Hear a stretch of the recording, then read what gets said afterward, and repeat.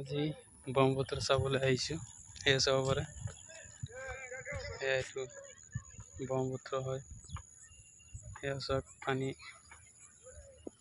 কালি চাই গৈছোঁ ইমান পানী নাছিলে, আজি ৰাতিপুৱা আহি পেলাই চালোঁ যি পানী হৈছে, 4-5 হাত পানী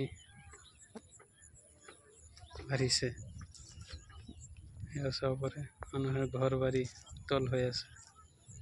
সেয়া চাওক, সেয়া চাব পাৰে।